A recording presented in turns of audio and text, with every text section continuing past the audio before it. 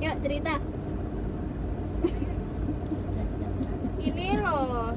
Jalan-jalan part 2. Kamu udah pernah tadi nggak pernah ceritanya? Udah jangan lama-lama tuh kamu mau sakit Ceritanya sama. orang yang zaman Nabi Musa. Apa? Yang Jadi apa? ada orang suami istri ya, dia tuh memang orang miskin gitu ya, miskin, melarat dan sebagainya. Nah suatu ketika si istrinya itu bilang sama suaminya, suamiku, bukankah Musa itu seorang nabi?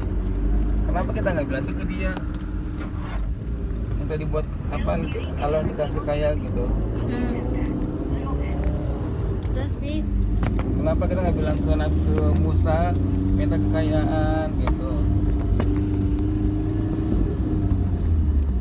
Nah lalu bilang ke Nabi Musa sama itu, oh ya benar itu kayak gitu.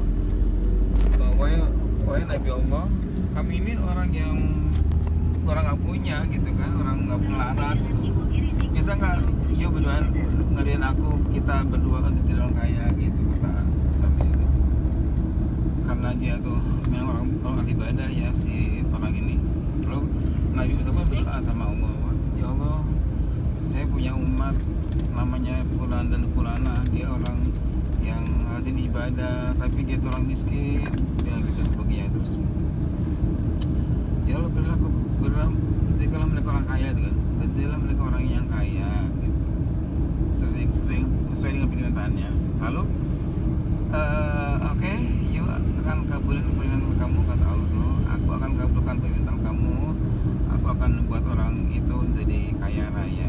Nah maka pulanglah Nabi Musa dan ternyata betul dalam beberapa waktu itu orang itu menjadi kaya. Lantas Nabi Musa bilang, wahai Fulan dan Fulana, kekayaan, ingat ya, kekayaan kamu itu nggak akan lama loh ya, yuk hanya akan kayak selama setahun toh loh. Gak apa-apa Musa, gak apa-apa gitu kan, gitu nggak apa-apa lumayan kan pas bilang kaya itu kira-kira enggak. Sorry ya, ini Allah ngasih cuma setahun toh, cepet toh. Yuk akan dikasih kekayaan tapi cuma setahun toh gitu kan. Oh ya nggak apa-apa Musa, daripada aku bisa selamanya, minimal aku pernah ngerasain orang kaya gitu kan. Oke, ini betul. Dan masya Allah kak, di dalam beberapa waktu itu dia apa tuh jadi itu orang kaya, apapun yang dia lakuin, apapun dia lakukan tuh betul-betul mendatangkan keuntungan, profit ya, profit.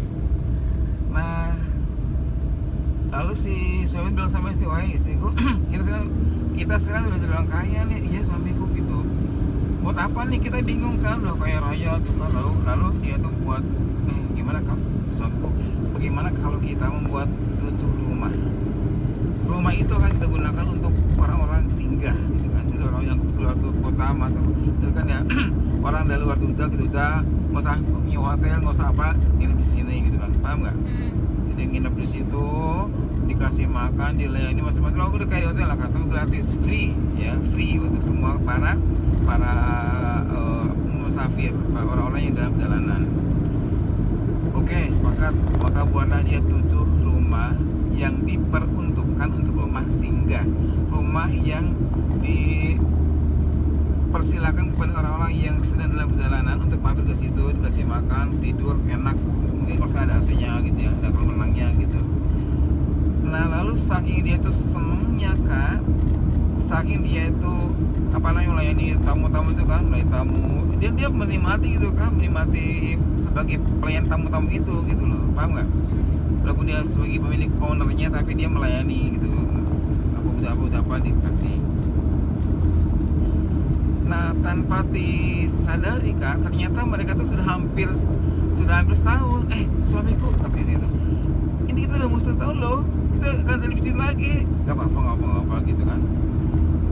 Lalu udah gak usah pikirin, punya kita akan fokus pelayanan, fokus pada melayani orang-orang yang datang ke kota kita.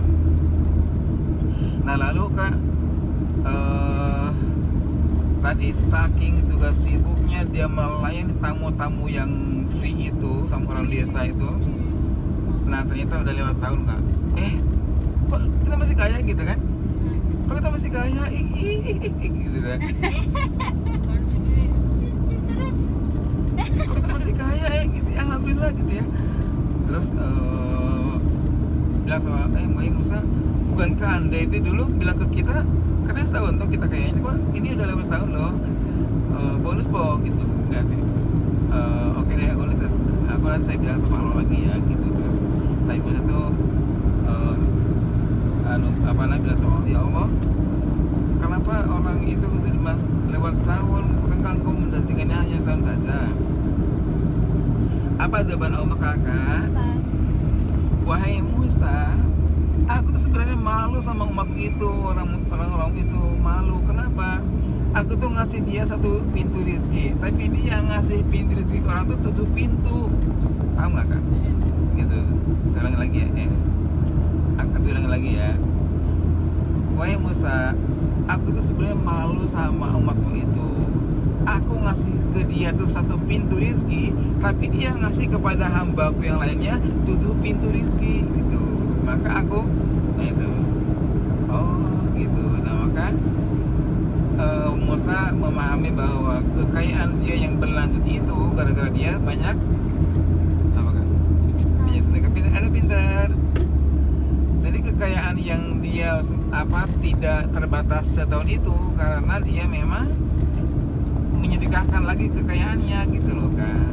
Nah, sehingga apa? Dari kisah ini dapat disimpulkan bahwa satu,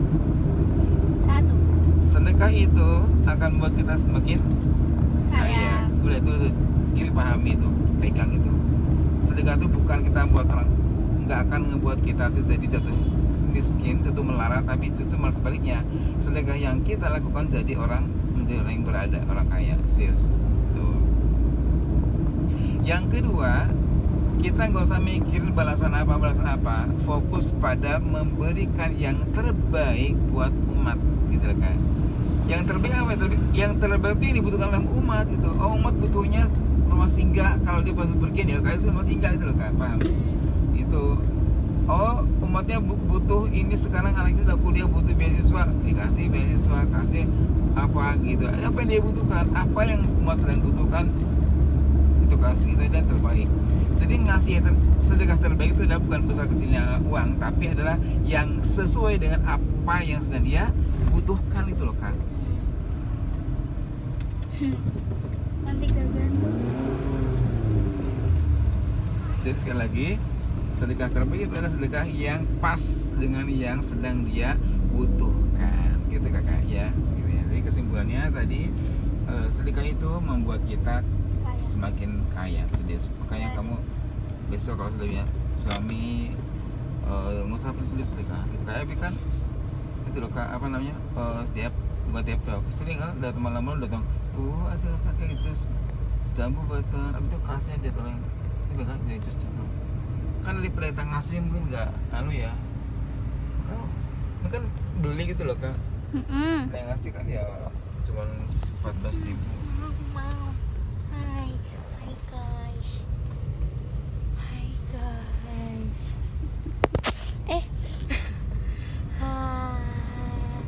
Ini Ade, ini apa? Ini Mbak. Ini Abi. Udah Abi habis itu. Tuh. Banyak kan contoh-contoh kayak orang yang kaya di Mesir tuh kan. Yaitu setiap keuntungannya disisihkan untuk orang miskin. Itu namanya bisnis sama Allah. Ya enggak kan? Yep. Jadi misalkan untungnya 100.000 ya. Dia udah janji sejak awal aku satu. Pokoknya aku pun berapapun keuntungannya aku dapat 50%, Allah 50% ya kak. Paham nggak? Gimana? Itu berapapun keuntungannya aku akan berikan separuhnya buat Allah. Oh, dengan cara itu. Jadi artinya kak, dengan kita sedekah itu artinya kita sama Allah tuh. Paham nggak? Gitu. Maka ketika dapat keuntungan 100.000, oh berarti 50.000 diambil dia, 50.000 jadi Allah kasih sama siapa? Pakai misalnya tim apa itu tuh kasih sama Allah tuh kak. Bukan dengan diartikan oh berarti Allah miskin, dia enggak gitu. Oh berarti Allah butuh uang, enggak gitu juga gitu. Paham nggak kak? Iya. Jadi kalau kita tuh mau kalau kita itu membahagiakan hamba Allah, maka itu artinya kita sedang membahagiakan Allah, Kak. Gitu loh, Kak. Allah tuh akan senyum ketika seorang hamba itu memberikan kesenangan, kebahagiaan, membuat senang kepada orang lain gitu. Allah tuh tersenyum, bahagia gitu loh, Kak. Gitu. Oke. Bagus terus, Pak.